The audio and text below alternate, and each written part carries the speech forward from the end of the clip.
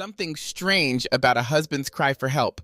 Story of Jayde Panayiotou. South Africa is a country of contrasts, known for its breathtaking landscapes, diverse wildlife, and rich cultural history. It is also a nation with a complex and often difficult past. Just 3 decades after the fall of apartheid, South Africa is still navigating the effects of its historical inequality. While its people take pride in their rainbow nation, the country also struggles with high levels of crime, prompting many citizens to live in secure, gated communities. This story unfolds in one such community, setting the stage for a case that would shock the nation and leave the public grappling with questions about safety and trust. Did you know South Africa is the only country in the world with 3 capital cities? It's a fascinating fact about a country with such unique attributes. However, our focus here is on something much darker. The story begins on the morning of April 21st, 2015. Cherise Swanepoel, a teacher, was on her way to pick up her friend and colleague Jayde for work. The 2 women taught at Reby College Girls High School in Uitenhage. Cherise taught academic subjects while Jayde was the school's physical education teacher. To save on fuel costs, the 2 had agreed to carpool. This week, it was Cherise's turn to drive. Their carpooling routine was simple. Cherise would send Jayde a message when she left her house, and Jayde would wait outside the gate of her secure complex in Kabega Park, Port Elizabeth. On most mornings, Jayde would be the only person standing near the entrance at such an early hour. Occasionally, a few domestic workers heading to their jobs could be seen in the area, but the streets were generally quiet. Jayde, dressed in her usual work attire and carrying her laptop bag and books, would patiently wait for Cherise's arrival. On this particular morning, however, things didn't go exactly as planned. Around 6:20 a.m., Cherise texted Jayde to let her know she was stopping to fill up her car with petrol before heading over. Since it was drizzling lightly, Cherise offered to pick Jayde up directly at her house. Jayde declined, assuring her friend that the rain wasn't a bother and she'd wait at their usual meeting spot. It was a small gesture that spoke to Jayde's no-nonsense attitude. By 6:25 a.m., Cherise had sent another text saying she was on her way. Strangely, that message showed as delivered but unread. It wasn't unusual for people to be distracted or busy, so Cherise didn't think much of it. But when she arrived at the gates of the complex at 6:33 a.m., something felt off. Jayde wasn't there. This was highly unusual because Jayde was always punctual, almost to a fault. The sight of the empty spot where Jayde usually waited left Cherise confused and increasingly uneasy. Where could Jayde have gone? Had she been delayed for some reason, or had something more sinister occurred? These were the thoughts racing through Cherise's mind as she waited at the gate, glancing around in search of her friend. What started as a routine carpool ride was about to spiral into a mystery that would grip the entire nation. Cherise scanned the area around the gate, but there was no sign of Jayde. Growing increasingly worried, she decided to send Jayde a text message, followed by several phone calls. Each call went straight to voicemail. This was unlike Jayde, who was usually prompt and reliable. Thinking it might be a temporary phone issue, Cherise even tried calling the landline at Jayde's house. Then she remembered that Jayde's husband, Chris, worked late nights at the nightclub he owned. Not wanting to disturb his sleep unnecessarily, she quickly hung up. Minutes ticked by and Cherise's concern grew. With no sign of Jayde at the usual pickup spot, she decided she had to alert Chris. Picking up her phone again, she called his cell number. To her relief, he answered after a few rings. Cherise explained that Jayde hadn't shown up at the gate, but Chris sounded puzzled. "What do you mean? She left for work already," he said. Cherise firmly replied that this couldn't be the case because Jayde knew she was supposed to pick her up. Realizing something was off, Chris quickly said, "Hang on, I'll let you in." When Cherise met Chris at his door, it was clear he sensed something was wrong. Without wasting any time, they got into his car and started driving around the area, hoping to find Jayde nearby. They thought perhaps she had fainted or was feeling unwell and had stopped somewhere along the way. As they were driving, they spotted a police van and flagged it down. Chris explained the situation to the officers, emphasized their search around the gated complex revealed no clues. Jayde wasn't at the gate and her car was still parked in the lot. Inside the house, they found more concerning signs. Her laptop, handbag, and cell phone were missing, suggesting she had indeed left for work. Yet, there was no indication of where she could be. By 7 a.m., Chris decided to call Jayde's parents, Michelle and Derek Ings, to inform them of her disappearance. He explained the events of the morning, adding that they had been unable to reach Jayde despite their efforts. The news hit Jayde's family hard. Her mother, Michelle, answered the phone and immediately knew something was terribly wrong. Her daughter Toni was at home and saw her mother's face shift to worry and disbelief as she heard Chris's words. The family quickly got into their car to pick up Derek from his workplace, all the while fearing the worst. As they drove, Chris contacted the police to officially report Jayde as missing. The gravity of the situation was beginning to sink in for everyone involved. Detective Sergeant Audrey Kuhn was the first officer assigned to the case. He met with Chris, Charisse, and Jayde's family at the complex to gather information. The family stressed that this was entirely out of character for Jayde. She had texted Charisse only minutes before her expected pickup time, and now there was no trace of her. Detective Kuhn wasted no time assisting the family in filing a missing persons report. The search for Jayde had officially begun, with everyone determined to find answers before it was too late. As soon as the news of Jayde's disappearance spread, a local organization called the Pink Ladies got involved. They specialize in helping locate missing persons and wasted no time creating posters and sharing alerts on social media. Their network sprang into action, hoping to generate leads. Given South Africa's troublingly high crime rate, some people speculated that Jayde might have been a victim of a robbery. Being outside the gated complex at such an early hour could have made her an easy target. Robbery seemed like a plausible explanation, but kidnapping? That seemed far more unlikely, as it would bring significant media and police attention, something petty criminals would typically avoid. However, there was another theory. Jayde's husband, Chris, came from a well-known business family. If this were a kidnapping, it could be financially motivated, with the abductors hoping for a ransom. Despite the speculation, no one wanted to sit back and wait to see what would happen. The family was already overwhelmed with fear and anxiety. That fear deepened when Chris made a startling discovery while checking Jayde's bank account online. At 7:20, the entire nation watched and waited, holding their breath in the hope that Jayde would come home safely. Her family, friends, and the community anxiously awaited any sign, a call, a clue, a breakthrough. But as time went on, the hope of a happy ending began to dim. This was no ordinary disappearance. This case, as it would soon become clear, was about to take a far darker turn. Stay with me as we unravel the twists and turns of this tragic story.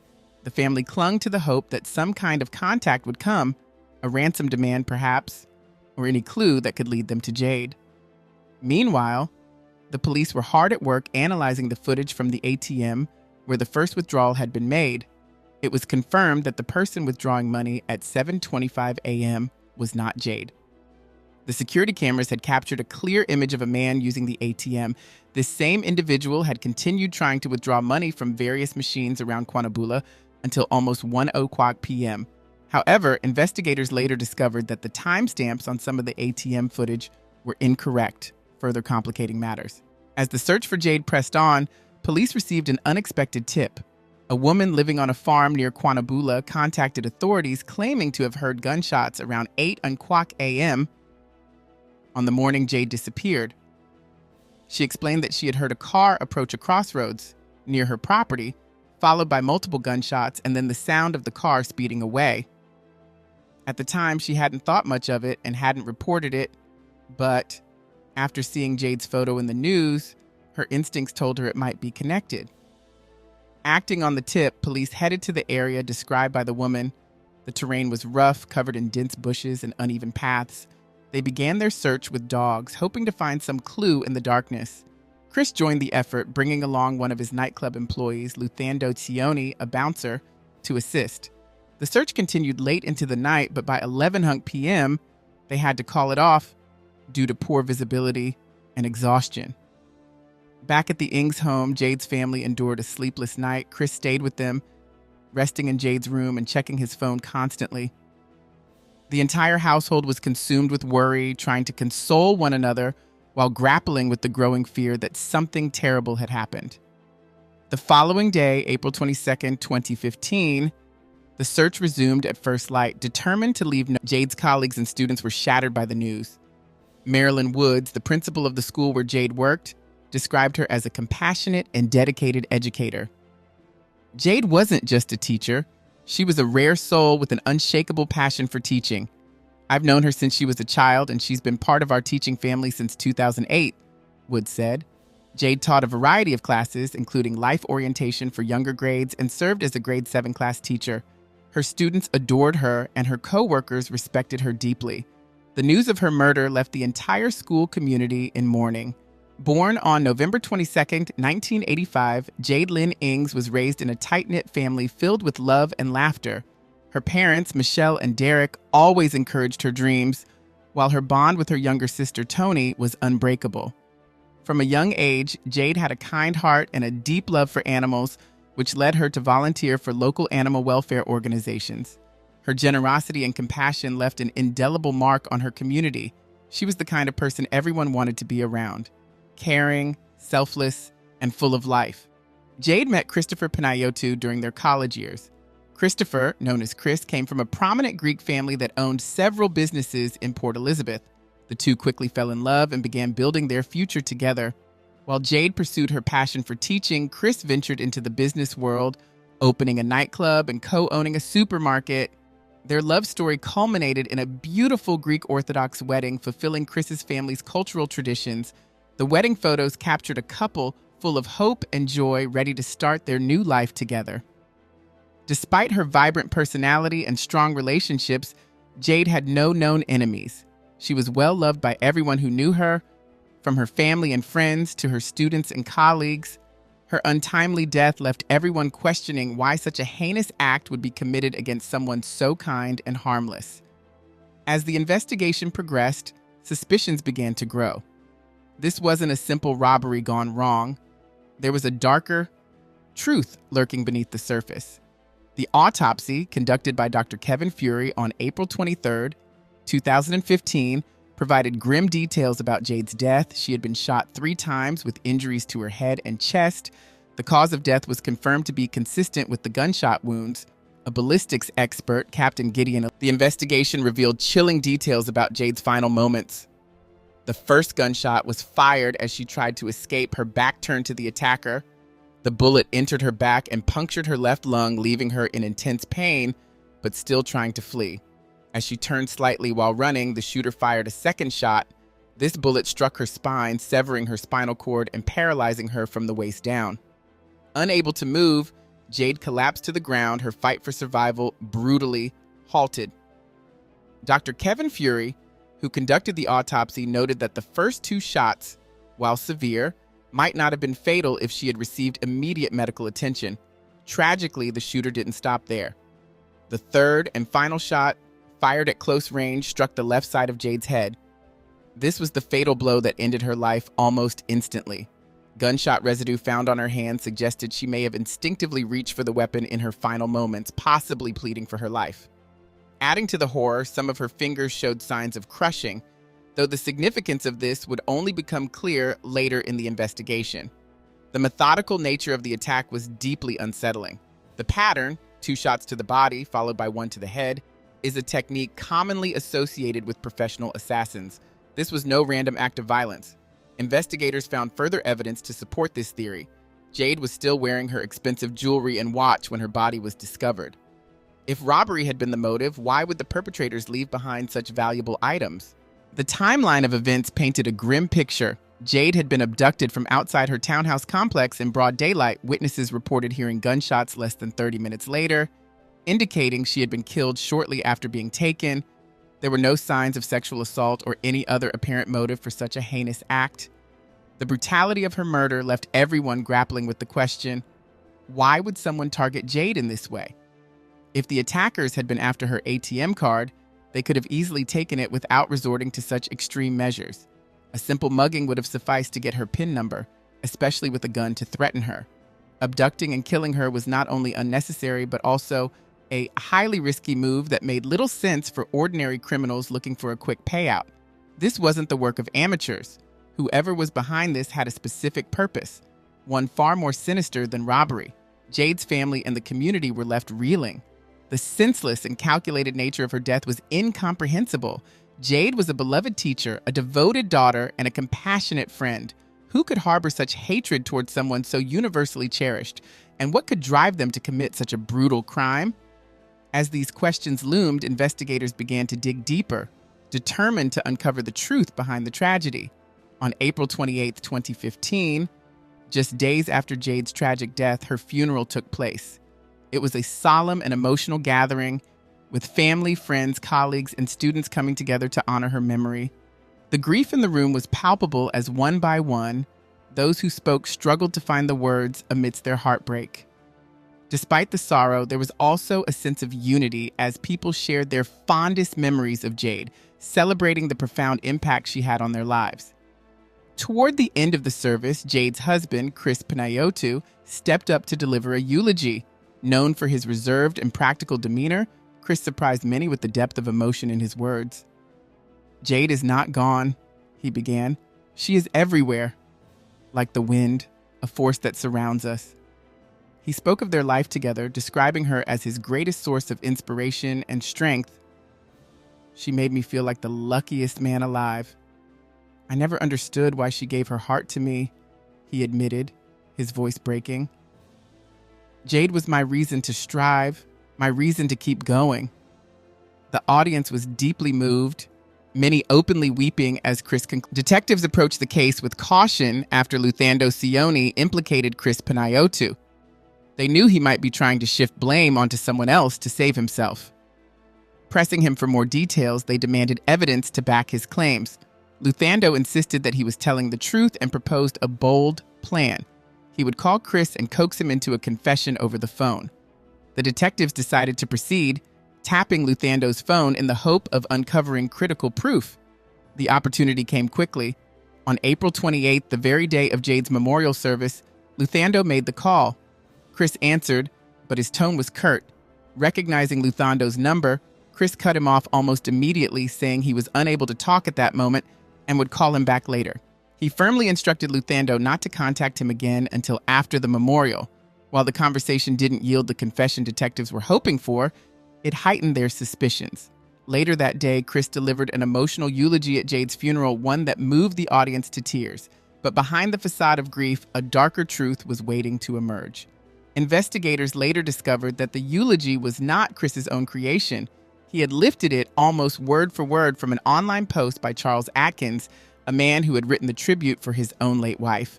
Chris had simply replaced the original name with Jayde's, exposing another crack in the image he worked so hard to present. The following day, April 29th, the investigation took a decisive turn. Police arranged a meeting between Luthando and Chris, setting the stage for a crucial breakthrough.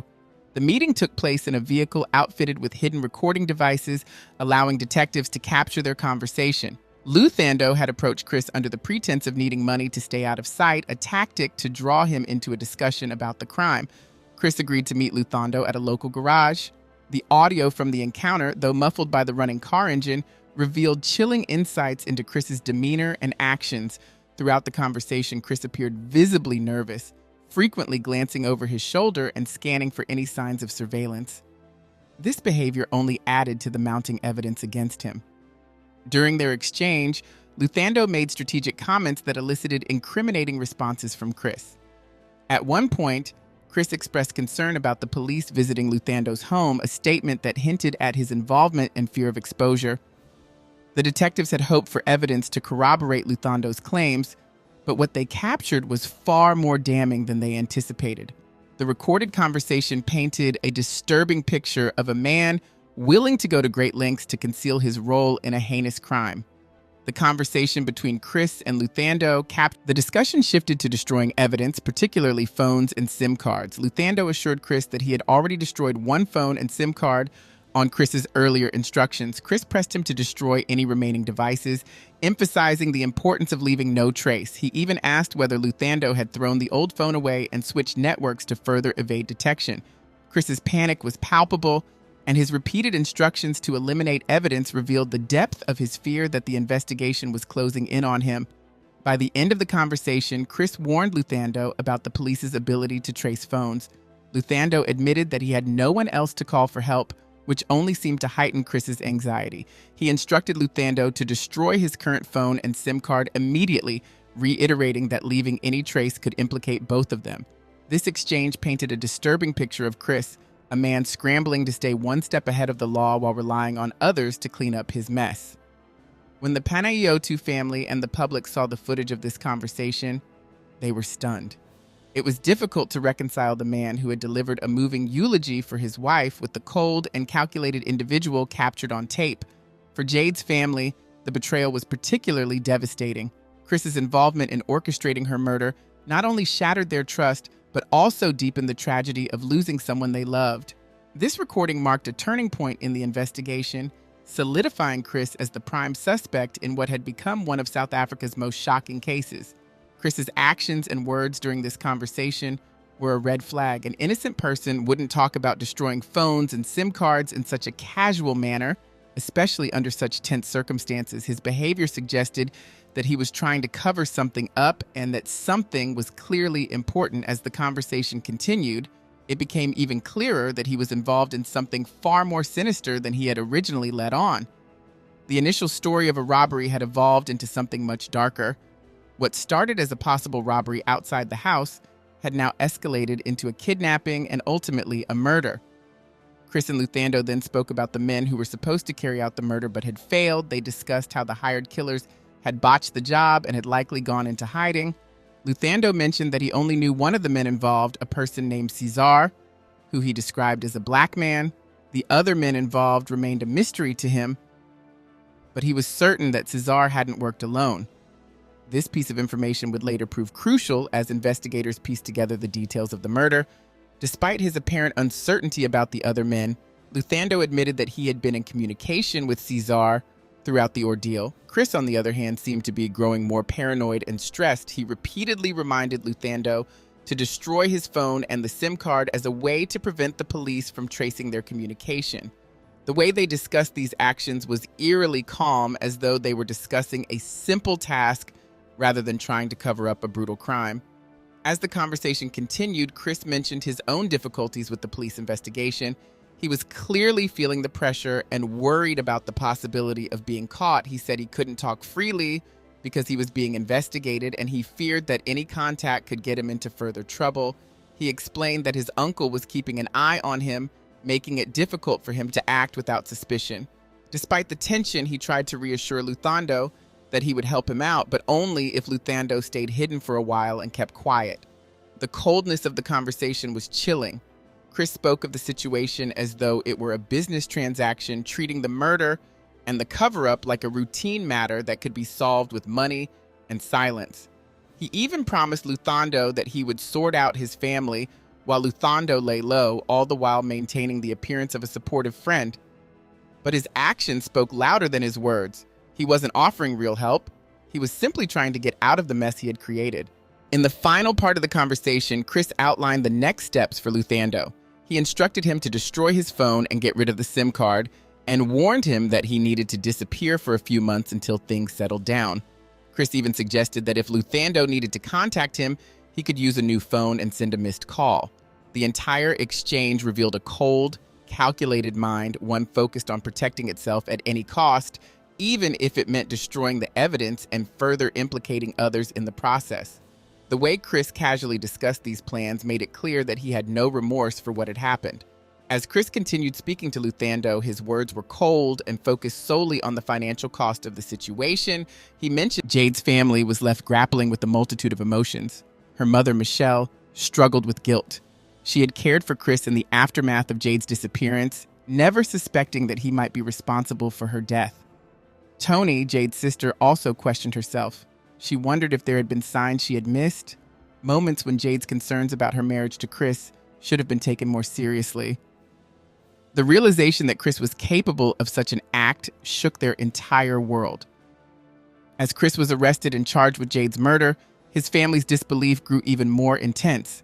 Chris continued to proclaim his innocence, unaware that the evidence against him had already been gathered. The recording of his conversation with Luthando was a crucial piece of evidence, and it would be hard to deny the chilling details it revealed. Jayde's family was devastated. They couldn't understand how the man who had been a part of their lives for so long could have been responsible for the cruel and unforgivable act of taking Jayde's life. Chris Panayiotou, despite being engaged to Jayde, had been secretly seeing someone else for quite some time. His affair with Chanel, an employee at his family's supermarket, OK Grocer, began long before he proposed to Jayde. Although the exact moment Chris's father, Costa Panayiotou, learned about the affair is unclear, Whispers started circulating among the supermarket staff about the close and unprofessional relationship between Chris and Chanel. It became a topic of discussion among those who worked with them, creating tension and uncertainty behind the scenes. Rumors suggested that Costa, upon discovering the affair, pressured Chris into marrying Jayde, believing that tying the knot would put an end to the relationship with Chanel. However, Costa's belief was misguided as Chris continued his affair with Chanel even after marrying Jayde in 2013. Chanel's friend, Clarissa Kapp, later revealed that Chris had been generous with both women, buying them luxurious items such as branded handbags, watches, and high-end hair tools. Despite his commitment to Jayde, Chris maintained his relationship with Chanel, often spending time with her at the townhouse he shared with Jayde when Jayde was away. Although Jayde's family had concerns about Chris's behavior, Jayde went ahead with the marriage, unaware of the full extent of his betrayal. Chanel admitted to continuing her sexual relationship with Chris, both before and after his engagement to Jayde. Interestingly, while Chris was tight-fisted with Jayde in many ways, especially when it came to gifts and time, he spared no expense on Chanel. For example, Chris bought Jayde a car, claiming it was a reward for her 10 years of service at OK Grocer. But in truth, it seemed to be more about his guilt or a way to cover up his actions. Jayde's family was not entirely unaware of the strain in Jayde's relationship with Chris. They offered financial help when Jayde struggled with her car loan, as Chris had been unwilling to take on the full responsibility. There were also murmurs within the family about Chris's extravagant spending on Chanel and how it affected his finances. Costa, who had been supporting Chris financially, became increasingly concerned. His nightclub was not performing well enough to cover his lavish spending on both Chanel and Jayde. Costa eventually threatened to cut him off if Chris didn't stop the affair. Reluctantly, Chris agreed to end things with Chanel, but his actions showed that he never truly intended to follow through. His continued spending on Chanel and his refusal to stop the affair painted a clear picture that he was not ready to give up his other relationship. After Jayde's tragic death, Chanel began hearing rumors that her affair with Chris was becoming public knowledge. Worried about what might happen next, she asked her friend Clarissa to delete any photos of Chris from her phone to protect herself from any fallout. It became evident that Chris and Chanel were trying to cover their tracks and hide the full extent of their relationship from public view. As they deleted their messages and photos, it raises an important question. How much did Chanel really know about Chris's plans? Did she have any idea that Jayde's murder was part of Chris's larger sinister plan? The fact that both Chris and Chanel were so cautious in removing traces of their relationship makes it unclear whether Chanel was fully aware of the danger Jayde was in. But as the investigation continued, many started to wonder if Chanel had been complicit in the events leading up to Jayde's tragic death, or if she had simply been a pawn in Chris's dangerous game. Chanel, Chris's mistress, maintained that she had no idea of the murderous plan Chris had in mind for his wife Jayde. According to her, the plan was for Jayde to be shot while waiting for her friend Charisse. However, Chris didn't just plan Jayde's death. He also took steps to ensure Charisse's safety. If Charisse had arrived while the murder was happening, she could have been killed as well. Despite knowing that Charisse would likely discover Jayde's body that morning, Chris didn't seem to care. His sole focus was on getting rid of his wife, Jayde. Chris had been in contact with several individuals to find a hitman for the job, one of whom was named Trompe. However, in the end, he hired Sizwezake Vumazanke, a man identified through phone records as the one who carried out the murder. Chris communicated only with Luthando Sioni, while Sioni was the one who made a deal with Vumazanke. Vumazanke, in turn, assembled his own team to assist with the murder. Using phone records, police were able to track down two other men involved, Sinethemba Mmembe and Zolani Sebeko, both of whom had been recruited by Vumazanke. Despite the noise created by the involvement of several individuals, the investigation eventually led detectives back to Sioni, the first person in the chain. It turned out that Sizwezake Vumazanke was no stranger to criminal activity. At the time of the murder, he was out on bail for an armed robbery committed in 2013. He also had a previous conviction for theft and possession of stolen firearms in 2011. Vumazanke had been sentenced to 5 years for those offenses, but he only served 2.5 years before being released. On May 3, 2015, Vumazanke was arrested in the Eastern Cape after being tracked down by the police. The breakthrough in the investigation came thanks to information provided by Sioni, who had already been implicated in the crime. However, while the video footage that implicated Chris was valuable, The police needed more evidence to build a solid case against him. To strengthen their case, Sioni agreed to testify against Chris as a Section 204 witness. This legal agreement would protect Sioni from prosecution in exchange for his testimony, but only if he followed through in court. As a Section 204 witness, Sioni's testimony would be crucial, but it also came with risks. If he changed his story or refused to testify, his immunity from prosecution would be revoked. To carry out the murder, Vumazonke had rented a vehicle. On March 9, 2015, he went to Zim's Wheels and Deals, a car rental company, where he spoke with the owner, Mrs. Zulfa McCarthy. He arranged to rent a vehicle, which would later be used in the execution of the murder. Vumazonke's role in the crime was just one piece of a much larger puzzle. The investigation into the murder was complex, involving multiple people and a web of deceit. Chris's carefully orchestrated plan had been months in the making, with many individuals unknowingly involved in the crime. Yet, with the help of Sioni's testimony and the collected evidence, the police were getting closer to putting together a full picture of the events that led to Jayde's tragic death. Zulfa McCarthy, the owner of Zim's Wheels and Deals, confirmed that Vumazonke had rented a Toyota Etios. He presented identification, a bank statement to verify his address, and paid 3,500 Rand in cash for the rental. This seemingly normal transaction became crucial in the investigation as the vehicle had a built-in tracking system. Detectives were able to use this tracking system to follow the car's movements on the day of the crime. What they discovered sent a chilling message. The car had been parked near Jayde and Sharice's home several times in the days leading up to the murder. This was clear evidence of premeditated stalking. The men had been watching Jayde, studying her daily routine, and waiting for the perfect moment to strike. Further investigation into the phone records of Vumazonke and his team showed that they had also been near the school where Jayde worked. This additional detail pointed to the fact that the entire crime had been carefully planned and executed with disturbing precision. They knew exactly where to find Jayde and when to make their move. On the day of the murder, the Toyota Etios' tracking data showed it circling Jayde's townhouse several times before 6:26 a.m. At this time, the car accelerated towards the entrance of the complex, paused for a moment, then quickly sped away. This exact timeline matched up with the last text message sent between Jayde and Sharice. Unfortunately, Jayde never had the chance to reply as she had already been abducted. This was the final communication from Jayde before the tragic event. When the police eventually seized the Toyota Etios, they conducted a thorough forensic examination. Even though the car had been cleaned, they managed to find traces of blood in the trunk. While they could not confirm if the blood belonged to Jayde, they were highly confident that it did. The presence of blood suggested that Jayde had been injured during her kidnapping. The blood could have been from a head wound or from her fingers, which were likely crushed when the trunk was slammed shut. Cell phone records provided even more damning evidence. Vumazonke and his team, Sinethemba Membe and Zolani Sebeko, had phone records that showed their movements corresponded exactly with the movements of the Toyota Etios. This matched the timeline and locations of the crime. These records further solidified the case against them, leaving no doubt about their involvement. All of the suspects, including Jayde Panayiotou, were arrested and none of them were granted bail. The court ruled that Chris was a significant flight risk, especially considering his wealth and international connections. This added an extra layer of concern for the authorities as they feared he might try to flee the country.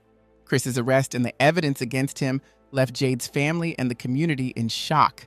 The carefully constructed life he had built with Jayde began to unravel, revealing a darker side that no one could have imagined. A key witness, Zolika Zakani, Vumazonke's aunt, came forward with a shocking story. She explained that during the week of April 21st, 2015, her nephew arrived at her home looking troubled and unwell. Zolika, who was a traditional healer, shared that Vumazonke had asked for a ritual cleansing to help rid him of the trauma he was experiencing. This ritual, known as washing, is used in certain cultures to remove negative energy and emotional distress. Vumazonke confessed to his aunt that he had been involved in a murder and needed help to heal from the emotional scars it had left on him. He admitted to being responsible for killing Jayde, and this revelation horrified Zolika. She refused to help him, disturbed by the brutal nature of the crime. The thought of a man like Vumazonke, who had a criminal past, being affected by the cold-blooded murder of an innocent woman, was shocking. It seemed as though the weight of what he had done was starting to break through his hardened exterior. Months later, on September 7, 2016, just before the trial was set to begin, news broke that Vumazonke had been rushed from his prison cell to the hospital. He was complaining of severe stomach pain and was later pronounced dead that same day. Many people speculated that he had been poisoned to silence him before he could testify in court. These rumors spread quickly in the media, but no evidence was ever found to support the claims of foul play. For Jayde's family, Vumazonke's death was a devastating blow. They had hoped his testimony would be the final piece of the puzzle that would bring justice for their daughter. In October 2016, the long-awaited trial began. Chris Panayiotou, Sinethemba Nemembe, and Zolani Sebeko faced charges for their roles in the kidnapping and murder of Jayde, as well as for robbery and unlawful possession of a firearm. Chris also faced an additional charge for attempting to destroy evidence, adding to the serious nature of the case. The three men pleaded not guilty to all charges. The defense team argued that the recorded conversation between Chris and Luthando Sioni was a form of entrapment and should be thrown out of court. However, the judge ruled that the recording was admissible, stating that Chris had not been coerced into speaking. This ruling set the stage for the trial to move forward. When Luthando Sioni took the stand as the prosecution's main witness, he surprised everyone.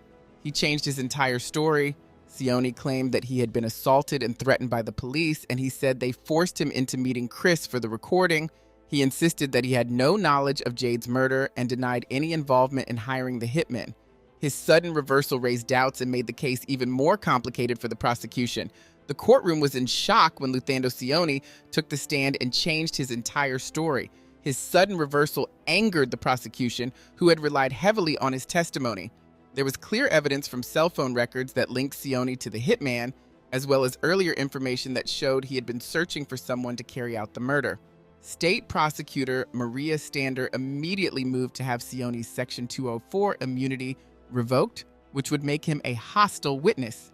This meant that his immunity from prosecution could be taken away because he was no longer cooperating. As if things couldn't get worse, Sioni wasn't the only person whose story changed. His girlfriend, Babalwa Breakfast, also altered her statement. Initially, she had told the police that in April 2015, Sioni had confided in her about finding someone to carry out a hit.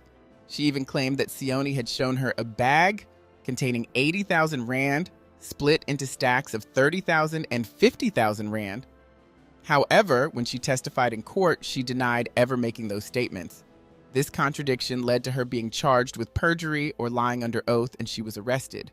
The prosecutors believed that the day Jayde went missing, Chris Panayiotou went to his nightclub and disabled the alarm around 11:30 p.m.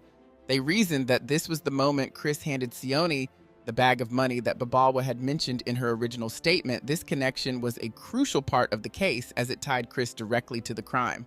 Chanel Coots, Chris's mistress, also took the stand during the trial. She testified about her relationship with Chris, but denied any knowledge of a plan to murder Jayde. When questioned about the financial generosity she received from Chris, Chanel seemed to be evasive. However, what raised eyebrows were the phone records, which showed that one of the men Sioni had been in contact with to arrange the hit, a man named Trump, had contacted Chanel 19 times between September and October 2014. This raised the question of whether Chanel had been aware of the plot to kill Jayde. Though the phone records suggested that Chanel might have had knowledge of the murder plan, there was no direct evidence linking her to the crime. As a result, no charges were filed against her. Despite this, her involvement in the case remained suspicious in the eyes of many. The lack of concrete evidence made it difficult to charge her, but her close ties to the people involved in the murder plot left many wondering about her true role. Kevin McLaughlin, a business associate of Chris, also testified during the trial. He explained that he had been planning to open a chain of sports bars with Chris, but to do so, he needed 750,000 rand from Chris to make the deal work. This detail added another layer of complexity to the case, as it suggested that Chris was in financial difficulty and may have been motivated by money, in addition to his personal relationships. Chris's marriage to Jayde was nothing like it seemed to the public. On the outside, they appeared to be the perfect couple, But behind closed doors, things were far from ideal. It became clear that their relationship was troubled. Jayde had always wanted to make the marriage work. She believed in their future together and held on to hope despite the growing distance between them. However, she was confused by Chris's cold behavior. In her diary, Jayde expressed her feelings of loneliness and longing. She knew that love wasn't always as perfect as it seemed in movies, but she couldn't help feeling unfulfilled. "I don't feel the love I dream about," she wrote. She wanted a normal life with a husband who came home at a regular time, had a steady job, and made time for her and their family. She wanted a partner who would prioritize her, be open with her, and understand that love was more important than material wealth. Jayde's words reflected her deep sense of sadness and isolation. She couldn't understand why Chris wasn't emotionally present. She wrote, "I don't know if I can live this life. I don't know how much more I can take." In another part of the diary, she questioned why she wasn't the center of her husband's world. Why was he hiding things from her? Why was communication so difficult? Jayde simply wanted to feel loved, but she felt that she was never the priority in Chris's life. The diary entries show a woman who was yearning for more than just the financial security that came with being married to Chris. She wanted genuine connection and affection, which seemed to be lacking in their relationship. Her words at the end of the entry were especially heartbreaking. "I wish I laughed as much as I cried. I wish I smiled as much as I frowned." This poignant statement highlighted how much Jayde struggled with her feelings of loneliness, despite trying to maintain a positive and loving front for others. Jayde confided in her friend Charisse about how difficult her life had become. Jayde explained how she rarely got to see Chris because their schedules were so different. She would leave for work as he was coming home from his nightclub, and by the time she returned, he was already heading out again. This constant cycle of missing each other made Jayde feel even more isolated. Meanwhile, Chris found time for his mistress, Chanel, but not for his wife. The prosecution suggested that Chris didn't consider divorce because it would have cost him financially. Instead, he seemed to view his marriage to Jayde as a financial burden, something he could end to avoid the costs of a divorce. To him, Jayde's life had little value, especially when compared to the money he could have had by being free of her. The way Chris treated Jayde revealed that, in his eyes, she was more of a financial liability than a partner. Jayde's family had always welcomed Chris with open arms, treating him like one of their own. Jayde's father, Derek, even spoke in court about how much he had respected Chris. He considered him not just a friend, but a good man. Derek and his wife had helped Chris and Jayde in many ways, including putting money towards their new home and helping pay off Jayde's car. When Derek had to pay for a bar at Chris's nightclub, he didn't ask for any money back. Derek felt that Chris was like a son to him, and he couldn't charge his own child. When Jayde went missing, her family took Chris into their home. They cared for him and were worried about him, thinking he was as devastated as they were. They couldn't believe that the man they had trusted, who had been living with them, was the very person responsible for their daughter's death. While they thought Chris was using his time on the phone to ask for help in finding Jayde, they slowly realized that he wasn't asking for help at all. He was busy covering his own tracks, trying to avoid getting caught for his role in the crime. The betrayal Jayde's family must have felt is impossible to imagine. They had done so much for Chris, treating him like family, and yet he had been hiding the truth about his involvement in the murder. It's heartbreaking to think that all along Chris was playing the role of a grieving husband while secretly plotting his wife's death. It wasn't until the trial that the full extent of his actions came to light. In 2017, Judge Dylan Chetty delivered the verdict, and the courtroom was filled with tension as the details of Chris's crime were laid bare. Jayde, who had loved and trusted Chris, had no idea that the man she shared her life with had set in motion the series of events that would lead to her death. As the video footage showing Chris's involvement was played in court, he remained calm and unemotional, almost as if the entire situation was a business deal for him. The sentencing was a pivotal moment in the trial. For the charges of conspiracy to murder, the man involved in planning the murder was sentenced to 15 years in prison. Another man found guilty of robbery with aggravating circumstances was also sentenced to 15 years. However, for the murder of Jayde, Chris Panayiotou received the most severe punishment. He was sentenced to life imprisonment, as was one other individual involved in the crime. The other conspirators were sentenced to 15 years for their roles in the plot. The judge's decision was a relief for Jayde's family, even though no punishment could ever bring her back. The court's verdict exposed the truth about Chris's cold, calculated actions. He had betrayed not only Jayde, but also the trust and love of her entire family. The justice served may not heal their wounds, but it was a step towards closure for Jayde's loved ones. In the courtroom, Jayde's sister, Toni, read a victim impact statement that revealed just how deeply her family was affected by Jayde's death. She expressed her heartbreak and anger, making it clear that no sentence would ever be enough to fix the damage that had been done to their lives. She said, "No sentence will ever be enough. No sentence can put the damaged pieces of our life back together." Toni also spoke out against the defense attorney, Terry Price, for showing no respect toward the family during the trial, adding to the pain they were already feeling. Sione, who had initially fled the scene after being declared a hostile witness, was found 6 months later. He was caught while lying in bed with another woman. In 2021, he was brought back to court for his own trial. Chris, who was already serving his sentence for Jayde's murder, attended the proceedings. During the trial, Chris finally apologized to Jayde's family and friends, explaining that the pressure from his personal life had led him to commit the crime. However, the apology came too late.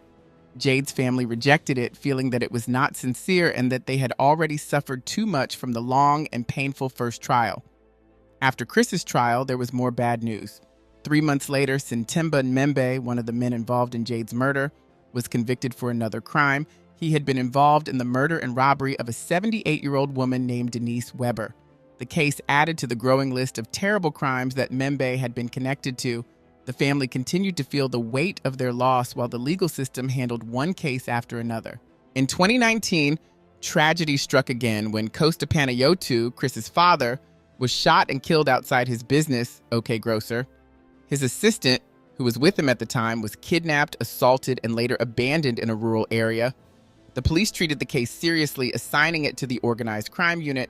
It seemed likely that Jayde's murder was a targeted attack, though no clear motive was found. Chris applied to attend his father's funeral, but his request was denied. To this day, no arrests have been made in Jayde's case, and the mystery remains unsolved. South Africa continues to struggle with high crime rates, and the situation seems to be getting worse. According to the BBC News, the murder rate in the country has increased by 77% compared to 2012. Alarmingly, only about 12% of murder cases are solved. Carjackings, robberies, and other violent crimes are becoming more common. In fact, hitmen can now be hired for as little as $100, making human life disturbingly cheap. The rise in violence is a clear indication of the growing challenges facing South Africa. For those living in the country, it's more important than ever to stay vigilant and stay safe.